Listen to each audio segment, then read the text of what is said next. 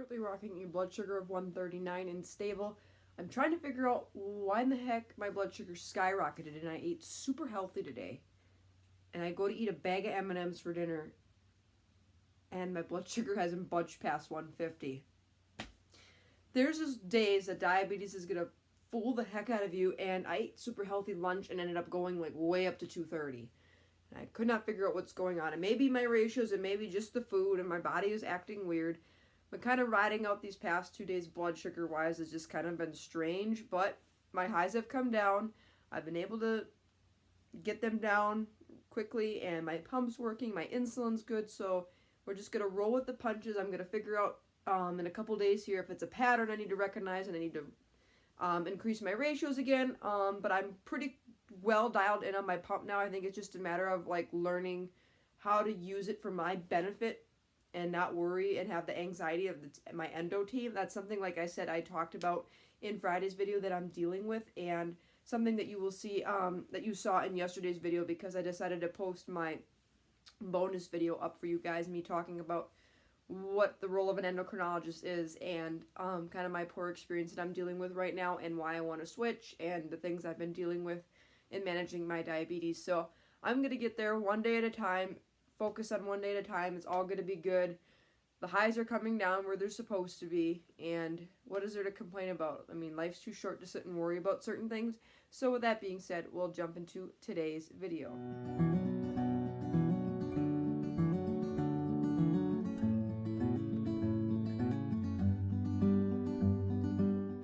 It's Maddie. Welcome back to my channel, and this week's themes is all kind of about emotions, dealing with different things, and blood sugar management. And today I'm going to be talking about the 5 things that keep me motivated or keep me kind of at ease on a really bad diabetes day. What keeps me positive, what keeps me going. So these list of 5 things, while they may sound basic, it is very hard for you to put them in your head and put them into practice, because it's hard for you to look at what's going on in the moment as bad or what may happen in the future as bad.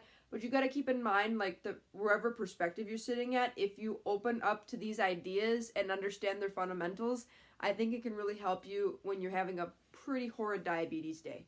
So the first one I have on here is that highs and lows are temporary. This is something I struggle with, especially with high blood sugar, because I absolutely despise high blood sugar. I think you all do, but I have this like deep and rooted I hate high blood sugar feeling. And now that I've been dealing with more high blood sugar and just understanding that some things are not going to be within your control, I have come to learn that a high is temporary, and that I've set a standard for myself now. If I get above 200 or 220 for a longer period of time, I will take an injection.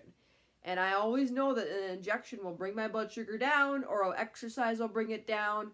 Or I'll look at what happened prior to see, did that cause that high. And you may feel the same way with lows. Lows are only temporary. As long as you ate something and it's coming back up, that doesn't make a difference. So to me, understanding that the really highs and really low blood sugars are temporary makes it so much easier to know that pretty soon, within a certain period of time, I will be back in my target range. Number 2 is, if you had a bad diabetes day, always think to yourself, tomorrow is a new day to start over. Easier said than done, but the beauty of having type 1 diabetes is that no 2 days are the same, and that you get a new day and a new start to start over fresh and do your best for that day to manage your blood sugar levels. And that's something I always say to myself on days that I go really high or really low, or I'm frustrated with dealing with type 1 diabetes, is that tomorrow's another day, and that being your best self on each single day will overall help you be a happier person, a healthier person, and it'll lead to better blood sugar control overall, because it's piece by piece that leads to the overall picture. And it's not having several, maybe even 5 or 6 bad pieces is not going to contribute to your overall health in the later future. But if you're constantly having, really high blood sugar or really low blood sugar, then you're going to have a lot of problems in the future. But knowing that each day is a new day to start over really makes a difference in me, knowing that it's okay, I can breathe. What can I do now to improve myself or make my management better? Number 3, having like my close family and my friends motivate me, and having to spend time with them and keeping my interests keep me positive too, because when I'm not feeling good, or I don't want to deal with diabetes, or I feel like diabetes is just nothing I want to handle right now, knowing that like I have an amazing support of group of friends, I have you guys, I have my family, I have interests that can kind of take my mind off it and ease my mind away from a really rough day, is just amazing. And it is a blessing to know that we have things that we can kind of, I don't want to say escape to, but not that I'm putting diabetes on the back burner, but it's just like unwinding and taking time for yourself, because when you have type 1 diabetes, any of you that do know, you're a full-time organ, no matter if you want to be or not. And sometimes it's just nice to know that, like, hey, it's okay to breathe for a second and just let things, do what they're going to do, I guess. But don't do it all the time. But there are some days where it's just like, it happened. I've got other things I can do better right now. And as long as I know I can control it and bring it back down or raise the blood sugar back up, what makes the difference? So, number 4 is you can find solutions for a certain situation or a food, but it takes time. You're not going to magically learn how to bolus for a really heavy carb food or how to deal with stress or anxiety in the moment that it happens. You may get lucky and figure it out, but it takes me, I'm only 2 weeks into my dental hygiene school career, and and it's only a 1-credit summer course. And when I get full time, it may be different, but I am learning that I need more insulin when I'm in class because we're sitting more. And when I'm sitting more or not moving around a lot, my blood sugar just starts heading up. And I need to have more background insulin or have more bolus before when I eat my food to kind of combat that insulin resistance or that blood sugar spike. But it's not going to happen overnight, and I'm not going to fix it overnight. And I'm kind of documenting this for you. Like, this last time I had a temp basal and it stopped. If I would have kept that going for the remainder of my lab, or I had extended it out for the remainder of my lab or my clinic time, I bet you my blood sugar wouldn't have budged past 140 or 150. So it's a learning experience, and just know that it's going to take time for you to manipulate things. Or for example, you really like this piece of cake or this type of dessert, and no matter how much you bolus or pre-bolus, you always go high. Know that you're going to find a solution eventually. Maybe it's, okay, do that, but make sure that you incorporate exercise an hour later or something like that. Or you might go, okay, I'm on a pump. Maybe use that temp basal to help you. And that's what I'm saying, is that temp basals can help you with certain foods. Don't use them for all foods, because obviously then that might mean that you need more bolus insulin to begin with. But if it's foods like rice or cakes or really high fat foods, consider using that temp basal in the background so you have a little bit more dumping with that plus your bolus, and that may just help keep your blood sugar more stable. Or they might spike and come down, or they might not spike as high. Know that there's solutions for anything dealing with type 1 diabetes. It's just a matter of finding them for your lifestyle. And the solution that works for me for a certain situation or a certain food will not be the same as what works for you. But keep in mind, you can find solutions. It's just going to take time. And number 5 is that anytime you check your blood sugar or look at your monitor, it's just a number. It doesn't have to define you. There's no good, there's no bad numbers in diabetes. And that's something I have to let myself go of, is that I'm a number cruncher and I'm a numerical analyst because of taking so many math classes and looking at data. And when you review that with your endocrinology team and all that stuff, I've come to learn that, hey, a blood sugar of 230, I've tried to tell you that's not bad, but we need to make improvements. Or I might just go 230, that's high, let's fix it.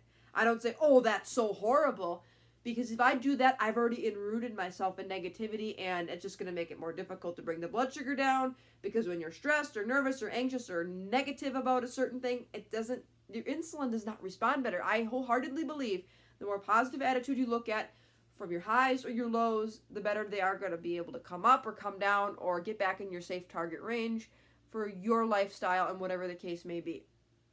Easier said than done, but treat your numbers as a number. They don't have to define you. Okay, my blood sugar is 138 right now. Cool, that means I'm doing great. But it doesn't mean that's a great number. It's just there. That's what I'm currently now. And thinking of that number in the mix, how does it apply to my diabetes management? As of right now, I don't feel like I need to bring that down or raise that up, or bring that down or bring it up for my life. If my number is 55, that indicates, uh-oh, you went low, fix it. I guess it's the simplest way to look at it, is just fix the problems as they come along, and don't treat your numbers as something that has to define you, and that they're not good, they're not bad. They're simply a point, a fixed point for you to understand that, hey, you're way out of range and you're too high, or you're way out of range and you're too low.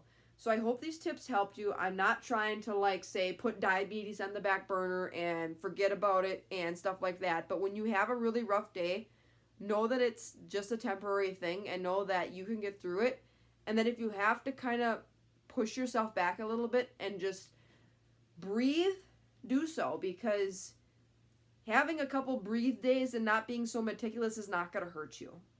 What will hurt you is if you continuously run your blood sugars high or run your blood sugars low. Then of course you're going to do bodily damage. But if you have to take a couple days to breathe, go for it. And just be careful and know that things are temporary, and that you've got a lot of support people, including myself, and you probably have a lot of family and friends that care about you, and use them as motivators and guides to carry on with your life and try to push yourself forward to be the best version of yourself. Know that your numbers are just numbers. They're not good, they're not bad, they're not ugly. They're just there, and they're there to help you guide in making treatment decisions and making light of situations that need to be corrected. So anyways, if you enjoyed this video, be sure to give it a big thumbs up. Feel free to hit that subscribe button down below. I post videos every single week about diabetes plus more. Thank you all so much for your support and your kind words. It means so much to me. I hope you're enjoying these videos, and I've got a lot more great stuff planned out, so stay tuned for that. I'm going to be talking more about dental hygiene school coming up here shortly. I've got videos I want to do about the Omnipod. The Omnipod, I've been on the Omnipod for nearly a month now. That's crazy to think. And let's just continue on with our journeys, and let's keep pushing ourselves to be the best version of ourselves as type 1 diabetics. And yeah, so anyways, until next time for more videos, take care, God bless, be kind, spread positivity, and be thankful. Bye, everyone.